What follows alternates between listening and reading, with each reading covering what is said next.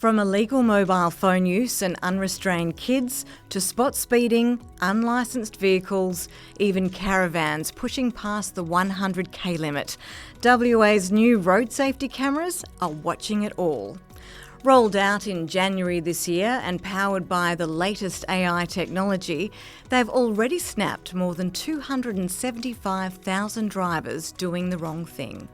In this episode, we'll break down how the technology works and what trends are emerging since the rollout. Hi, I'm Mandy Walsh and welcome to RAC's Horizons podcast. Today we have with us Matthew Samson, the Road Safety Commission's Acting Director of Innovation and Technology. Thanks so much for coming in today, Matt. So, look, there seems to be so many different kinds of cameras on our roads at the moment. Some catch speeders, some catch people going through red lights. What actually do we have on our roads at the moment? So there are quite a few different types, and predominantly there's either fixed cameras, so attached to road furniture and the like, and they're generally on sort of high volume roads, and particularly in respect to speed, high speed roads and the like, and mobile cameras. Up until recently we've only had speed mobile cameras, and now we've got a few other ones in the armoury.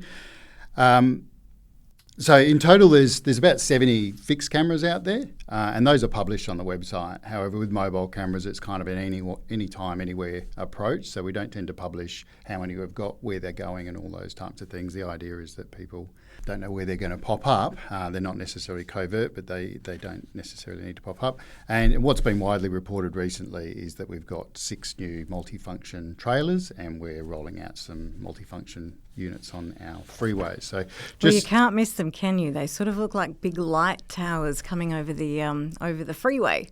Yes, those gantries are pretty impressive. The main roads infrastructure is, I would imagine, very expensive, and they've been really helpful to us to be able to install these systems which interact with their system. So you have speed changes on the freeways. These cameras can interact with the speed changes. They can interact with the closed lanes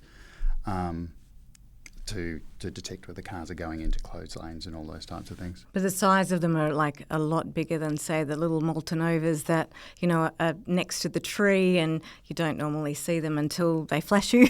Yeah, that's right. So the traditional experience. sort of speed cameras can either be deployed in a car, so they're sitting on the side of the road and the camera's in the car and just looks like a white car sitting on the side of the road. But they're quite agile in that, yes, they can be taken out, they can be put on a tripod, they can go into sort of lower speed roads and sort of more compact environments and the like. So that's why there's numerous different types. And I guess the one we haven't talked a lot about is the intersection cameras. So there are quite a lot of intersection cameras around, particularly the metropolitan area.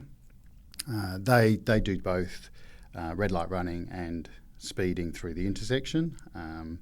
And that's basically, obviously once the light turns red, there's a timing issue and a measurement. And if you go over the line too late, you get your photo taken there. So why have the new cameras been introduced? It's been one of the reasons is technology is moving along, and the last time we rolled out cameras was in 2017. Was the last sort of contract where we procured lots of cameras.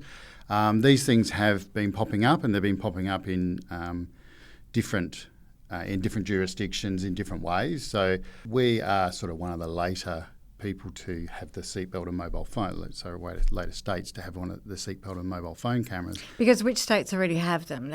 Victoria? I think Victoria, New South Wales, South Australia and Queensland all do have them now. Mm-hmm. But they have various different versions. So they don't do a multifunction unit. So this is the rollout for this is the first in Australia, is that? Well, the trailers so they're doing seatbelt, mobile phone, speed and average speed. So they can work in pairs over. We're currently out surveying sites, and some of the sites might be 50 kilometres long. So you put one at the start and one at the end. They'll detect your entry at the start, and you detect your exit, and then there's a sort of a time over distance calculation that works out whether you have speed for the length of that thing. And they also can detect speed at those 2 points. Yeah, those cameras can also do, in regional areas, they can detect the length of the vehicle and whether it's a trailable vehicle or a truck, which has a speed limit to 100 in 110 zones. And the combination of all those things is actually a world first for Perth. That's amazing. Yeah. And that's part of the WA government's safety camera strategy? Yeah, so there was a road safety strategy that came out. It was 2020, 2030. So it came out in 2020 for the 10 years. And one of the actions out of that was to have a safety camera strategy. So there was actions in the road safety strategy talking about investment in behaviour change. And we know that we know that safety cameras do help with behaviour change. They're a far more efficient way than police officers on the road to being able to deal with some of these sort of high volume offences and behaviours. And have we actually seen that in the other states that have these similar cameras? I know they're not the same cameras, but they've got similar cameras. So have we seen that behavioural change in those states? Yeah, look, generally speaking, and everyone's done it slightly differently, but most have done a caution notice period that has happened before they actually turn them on. So it gives people warning, which is what we've been doing since January to now. And so you see a behaviour change over the caution notice period. That's the whole point, getting out there, letting people know that they're coming, and so that save them $500 in a fine, and then you may never see them again. But in those jurisdictions, between 30 and 50% has been the change in behaviour once they've turned those cameras on over differing periods. But generally, it's a fairly quick spike at the start, and then over the next 6 to 12 months, it's 30 to 50% decrease in those types of behaviours. Well, the things that these cameras can pick up are pretty amazing from what I've seen, and I've seen some photos and things. But what is different about this technology? What makes it so special that it can actually do all these things and snap people doing crazy stuff behind the wheel? Things. Yeah, well, I mean, essentially the technology is just computer learning rather than, really, there's lots of different types of AI. But all this is doing is it monitors the traffic, and it's got a shallow photo which will look sort of at the face of the occupants, which looks at your seatbelt connections up top, and whether you've got a phone in your hand or something like that. And then it's got a steep camera that you go through as you pass under the camera, which will look in your lap for cameras and all that sort of stuff. So it's essentially they've taught the program to detect certain things. And that's the AI component? That's the AI component. So it looks for an object that looks like a phone. It looks for a latch and the seatbelt coming across at a diagonal across the person's chest, those types of things, and essentially puts things in buckets for us automatically. So I think it's been talked about a lot in the media about AI issuing infringement notices and all that sort of stuff, which really couldn't be further from the truth, because if we did that, we would get it wrong a lot, because there is 3 sets of human intervention before you get a fine. So the vendor who provides the camera does a very detailed check, and then there's a supervisory check over the data that comes through. And they're looking at every single photo and deciding whether there is an offence in it. And it's not, not everything that is put in the bucket as potential offence goes through as an offence. So there's some stuff that we do pick up, or that they pick up, that we never see. The system, whilst it is an AI camera and it's very advanced and all those sort of things, it's not capable of doing everything itself. It requires that human intervention to essentially filter out. Yeah, because AI obviously isn't infallible. So you're saying if it does make a mistake, humans are going to actually filter that out before it gets to the stage where an offence is mailed out. Yeah, that's right. It wouldn't be possible at this point. It is for things like speed and stuff, because it's very accurate. But for things like mobile phones and stuff, there's so many variations. It's not possible to send something out with any degree of confidence to the public and find them without a lot of scrutiny. And the last level of scrutiny is the Department of Transport, who have adjudicators that are highly trained in all this sort of stuff, and they give it a very good evaluation of the evidence that comes through before they actually press go to send a fine to somebody. What about people's details? How protected are they? The details don't go anywhere near the camera system, for instance. The only thing the camera system picks up is your licence plate, and that's sent through to Department of Transport. And Department of Transport's systems and police systems that are used are the systems that we use for a multitude of things, and the security and the training that goes into the people that access that data and the protocols and policies are very tight. So it's not to say that they wouldn't. People may look at data and stuff, but there are criminal offences essentially for people to share data, outside of that. Their job, their role. So we've had the cameras in place now since January. What are some of the most common offences? So the most common offence in terms of the rates of offending that come through is mobile phones. So we've got roughly 130,000 mobile phone detections out of the 277,000. So what are people doing? Actually, I do know what somebody's doing because my husband actually got one of those. He had it on his leg. Okay, but what else? What else are people doing? So there is probably other than talking on them. It's probably 60% of people have got it in their hand in one way or another, and they're either on it or they're looking at it. Got to be typing things into it or watching videos and things like that. We can't necessarily tell from the photos whether people are watching videos or typing things into phones. I mean, it could just be maps as well, trying to find out where they're going, or they could be doing that. Possibly. And you can do that so long as you put it in a cradle that's affixed to the car and you don't touch it. Most cars come with the technology now, and phones come with the technology that you can use them in that way lawfully. Without setting these cameras off, for instance. But the phone in the lap is a classic. We found, and probably represents a large part of the behaviour change we've seen so far, is that I think there's a lot of people that don't realise that they can't put their phone in their lap. Because they might not actually be using it. It just might be sitting there. That's correct. I mean, some people might not have any intent of using it, but I guess the law's set up to say, well, why would you have it there? Which makes sense. Generally speaking, people want to look at it. Yeah. They could be looking at maps and stuff. But we don't want people looking in their laps at their phones for any purpose, so regardless of how legitimate it might be.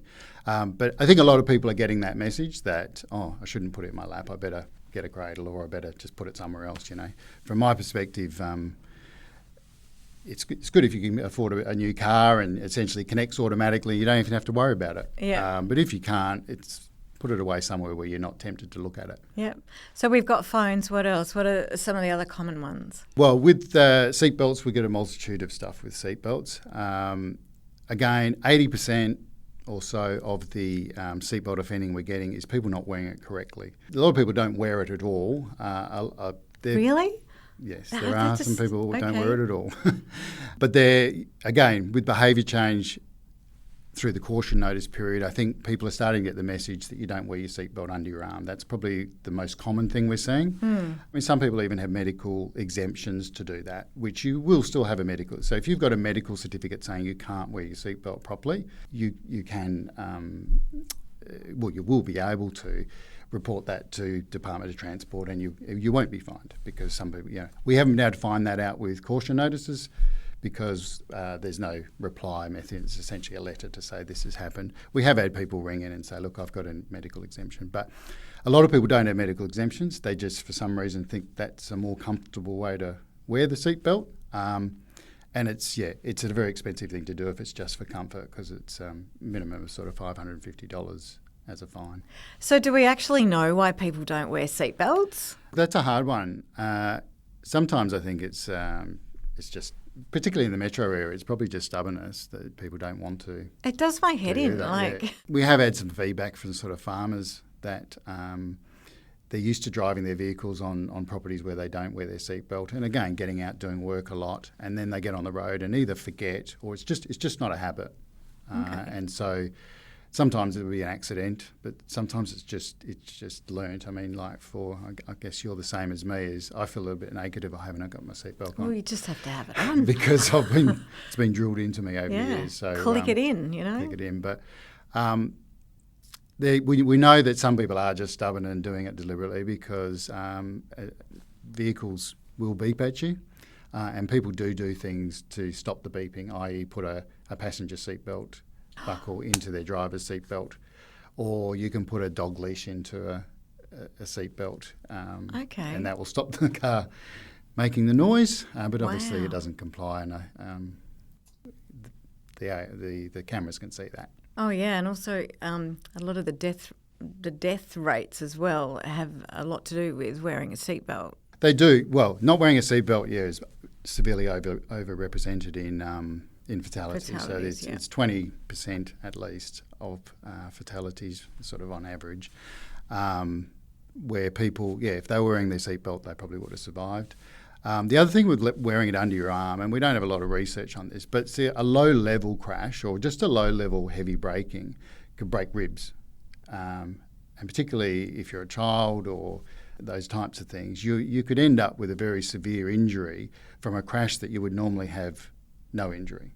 You just get on your way. Or not a crash even, as I say, just having to brake very sharply. If you push hard on your ribs with you, as opposed to sitting over your shoulder, that's how you're going to create injury. So I think the awareness of that's not great. I don't think people are deliberately trying to break the law in that case, and we're just really trying to encourage people to change their behaviour, because particularly with the seatbelts, and now that we've got them on the freeways, and they're fixed on the freeways, if you go to work past them every day, we're going to see you every day. And so there was a lot of repeat offenders showing up in our data.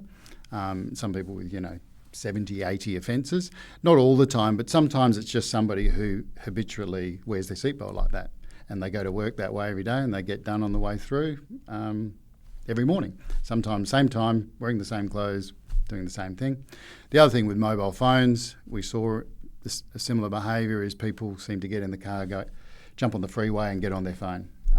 So maybe it's a businessman doing work or whatever, but you'd see a lot of people doing pretty much the same thing every day. And maybe some of those behaviours people aren't 100% sure it was illegal, and hopefully now that's getting out there to just don't do it. So we've covered off on mobile phones and seatbelts. What else have you picked up?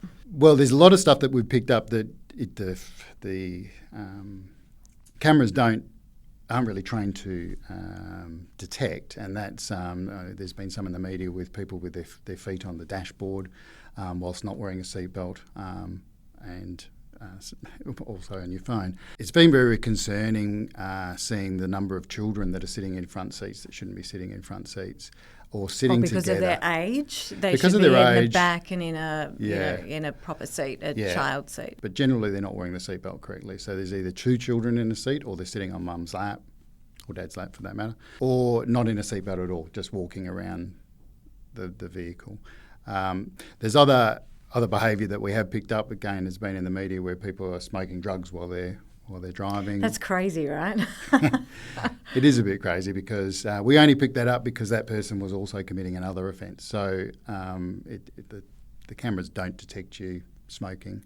But if you're not wearing a seatbelt, we'll see what you're also doing. A person on a laptop, which again I think is trying to get some work done before they get to work, which is probably not advisable. That vehicle was travelling at over 80 kilometres an hour while they seemed to be looking at their laptop and typing. So they're the kind of more concerning things. And then people who are committing all offences at once. So they're not. There's not a huge amount of those, but there are instances where people are on their mobile phone, no seatbelt on, and speeding. Do you know, I was going down West Coast Highway not that long ago, and there was this girl, and she was driving with using her knees to steer, and she was actually eating her breakfast out of a bowl. I mean, are your cameras likely to catch somebody like that? Look, potentially they could, because they try to pick up things that are in people's hands, but generally they're not trained to do that. That is a very serious behaviour. there's not a specific offence for eating You cereal do while see you're a lot driving. but you do see a lot of that. I've seen another girl trying to put her hair up in a bun while she was driving using her knees. Yeah. Yeah, anyway. Yeah, those sorts of things, grooming and all those sorts of things. The message there is you're not going to get a $500 fine, but if you get caught or if you have a crash, those sort of behaviours are considered dangerous driving, and then you're up for penalties like for dangerous driving, causing death if somebody dies because you were combing your hair at the time, because you're expected to be paying attention to the road. At the very least, careless driving, which are much more serious offences than just using a mobile phone. And we touched on repeat offenders, and there have been a few, but you think that now, since the rollout and people have been receiving some cautions, things have pulled back a bit? People are more aware now? Yeah, look, generally speaking, the Commissioner of Road Safety has talked a lot in the media, I think, about the types of people that are out there. So generally people who get infringements, and 90% of the public are just mistake makers. We do something stupid at a moment, often speeding just a little bit over the limit, or perhaps having your phone in your lap. And then there's people who are sort of risk takers, and they may take risks every now and then. They might speed just because they're late for something or something like that. And then there's kind of rule breakers that are sort of a little bit more hardcore, and even a caution notice or a fine might not stop them from doing things. So I think in terms of the first two categories of people, we're seeing a lot of change. There's some people that the police need to deal with, or they're going to have to lose their licence before they start to learn things. But particularly with some of those behaviours we've talked about, I think people are getting the message. They're also starting to know what the cameras do, and as of the 8th of October, it's pretty well publicised now that they'll be enforcing and you will be getting fines. So hopefully that message has really got out there, and we don't get people getting fines that could otherwise have avoided them by just making sort of simple changes. Yeah, the police minister was foreshadowing people losing their licence if they didn't sort of buckle up now. Yeah, well, and we have had it where a person has gone through 3 cameras in one day, and if you're committing just one of those offences, you're likely, at each of those cameras, you're very likely to lose your licence just in one trip. Yeah. The other risk for people is if they don't change their behaviour, there'll be a delay between getting your first infringement and potentially an additional infringement. If you haven't changed your behaviour in that, you may end up getting numerous infringements from the cameras, particularly, like I said, if you're going past a fixed camera every day and doing the same behaviour, like some people have been getting lots of caution notices. So our message to them is change your behaviour, otherwise you could lose your licence before you even realise you've got an infringement. So what are the fines though? Have they already been sorted out? Yeah, so the fines haven't been changed with anything recently. The fines for seatbelt offences start at $550 for demerit points. And the fines will always be given to the driver. So there's 2 types of seatbelt offences, I suppose. One is the driver and the driver's responsibility for the passengers. So if your passenger's not wearing a seatbelt, then you are responsible for the passenger's offence, and you will get the demerit points for that. Mm-hmm. That's fair. Yeah. There are offences for passengers, like if you're aged over 16, you can get an infringement as a passenger, but with the cameras, we can't give them to the passengers as well. So the driver will be the only one who gets the infringement, so that's something to really be mindful of when you're driving a car, that you're keeping an eye on that and know what your responsibility is. With mobile phones, the minimum fine is $500 and 3 demerit points. And as I mentioned before, most of the offences that we will get through or detected through the cameras will be the lower end offences, but you can be charged with more serious conduct, which is actually typing into your phone, watching movies on your phone. Do people really do that when they're driving along? Yeah. Wow. So that's $1,000 and 4 demerit points. Wow. And if you get caught on a double demerit weekend doing that, then obviously the demerits is double. Yeah, well, you're done then, aren't you, really? Yeah, so what about the locations for the cameras? How do you work that out? So primarily, and we have always done this, particularly with the intersection cameras, is we look at historical crash data and essentially rank either sections of roads or intersections. So black spots. It is like a black spot sort of exercise. And there's an algorithm used to essentially apply a score, and then, there's 50-odd thousand intersections. We rank them like that. And when we go to put out more intersection cameras, essentially look at the next list. There are some practical considerations when you go to put in cameras, that certain sites are better than others or not possible at certain things. So with speed cameras, similarly, we can rank sections of road. So we now have, over the last 12 months or so, developed a system that essentially just lights up the network and says, well, this is where a lot of crashes are happening. And then we can look deeper into that, whether it's speed-related crashes or, what we think, particularly in regional areas, it might be inattention, which could mean that people are looking at their mobile phones and stuff like that. So there's a lot of data used to get essentially what we're calling a long list of sites. And then there's a lot of practical considerations as to what sort of technology we use. So as I say, we've got the speed cameras. They're more agile. They're better for lower speed areas. The trailers are much better for higher speed roads because they're safer, because we haven't got someone standing on the side of the road. And we have speed trailers for that as well. But also we've got to find a suitable spot. There's a lot of safety considerations both for the driver and the person setting them up, and we've got to have the space. With our trailers, we try to set them up as far away from the road as we can. Don't want them to be a distraction. But yeah, there's a long sort of process that we go through, but it starts with sort of evidence-based data on where we think the problem spots are. And that also, you've already said that you also will be sending them out to regional areas, but is that sort of like a 50-50? No, so the distribution, where we've got six trailers, 4 of them are going into the district, so into the region, sorry. There's two in Albany and there's 2 in Geraldton at the moment to service. Essentially, the way we've set it up is there's a 400-kilometre radius around those bases by which we are going to deploy to. And then we have sub-bases in Kalgoorlie, Karratha and Broome. So the idea is the camera will be taken up there for a period of a month or something at a time to do something, rather than you wouldn't be driving there and back in the same day. But so we have four trailers in the regions, and there are 2 in Perth at the moment. That really reflects the fact that the biggest part of our problem is in the region. So 60% of road deaths historically happen on regional roads and on high speed roads. So we're having with these trailers, it gives us a new capability to be able to address that better. And as I sort of briefly touched on about point-to-point capability of the trailers, is you can set these up on long stretches of road to try and calm the whole length of the road. So there's going to be people that will scream past them, and there's maybe not much you can do about that. But people are going to see them.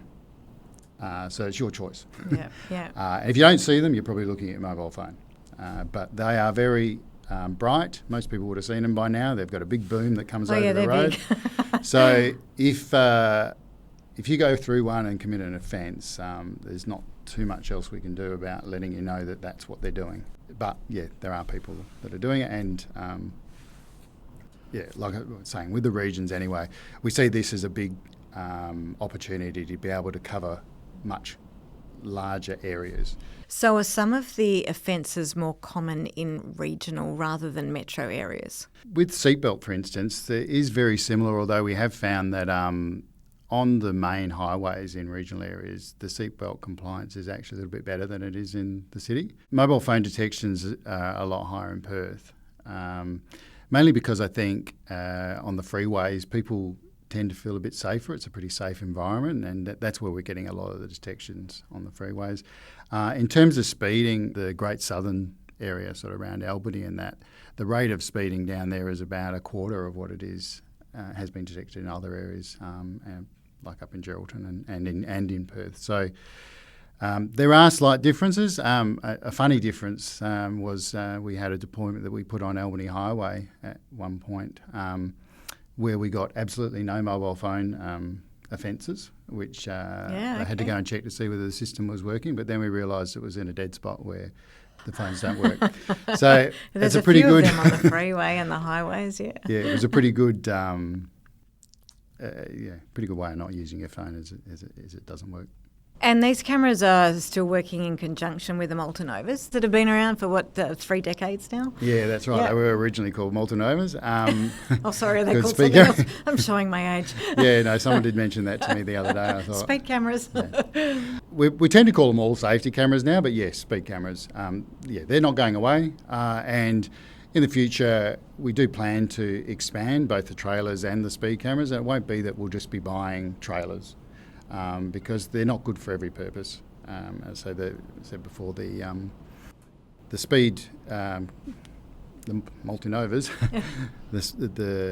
and both in trailer and sort of mobile on tripods and stuff like that, they are much more agile, and you can go into different areas that you can't go to with these trailers. Obviously, having the speed cameras for the last 3 decades, though, has that sort of been a precursor to what the new cameras are now? Have you seen a change in behaviour in those 3 decades with those speed cameras? Yeah, so there's been a huge change in 3 decades. I mean, 30 years ago, we were recording 400 deaths a year at a rate of roughly 15 per 100,000 population. Today, whilst we're still not happy with the road toll and it's been bad the last couple of years, we're in the 150 to 200 zone.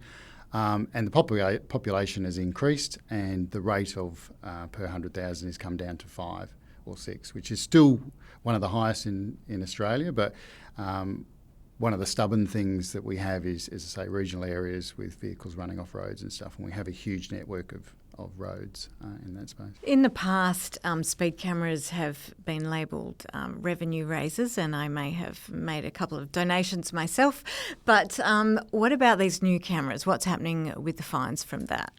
Pretty much always, ever since we've had speed cameras, the money gets deposited to the Road Trauma Trust account, and there is a piece of legislation called the Road Safety Council Act. That act tells us that we have to spend all the money that comes in from automated enforcement on road safety measures, which so specifically it talks about improving road safety or reducing deaths, serious injuries or damage on roads. Every cent that comes in now, and including the new cameras, goes into that account, and we'll be looking, it will give more revenue because the fines are higher than we're currently getting, but it'll also give us opportunities to do better things. So things that we have done and continue to do out of the Road Trauma Trust account, things like the Indian Ocean Drive had a lot of deaths a few years ago, and so there was a lot of money spent out of the Road Trauma Trust account on widening the road, putting a median strip up the road and having audible edge lines. So audible edge lines are getting rolled out pretty much across the state, and there's roughly $20 million a year or something that goes towards continuing to do that, because we know that saves lives. Road trauma counselling is funded out of the Road Trauma Trust account. Do you think that needs to be better publicised? Yeah, look, we do use every opportunity to do that. We have just actually recently put up on our website where all the money goes. And it's broken down by the organisations it goes to and exactly what it's used for. So if people are interested, it's all there to see. I know that our Commissioner is trying to spread that word a lot because, a lot of people still get on social media and say, revenue raising and all that sort of stuff, and it might get you a few likes, but honestly, we don't want your money. We would rather... People be safe. Drive safely. Yeah. What we're measured on with these cameras is whether the road toll goes down, and as I say, at the moment it's not. So we're hoping with increasing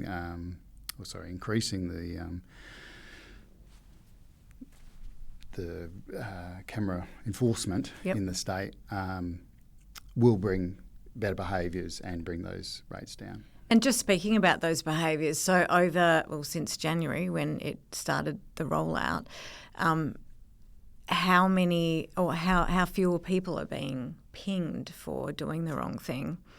Yeah, look, so with mobile phone offending, I think we've seen about a 60% drop in what it started out. That's incredible, and that's just from awareness, really, isn't it? That's right, yeah.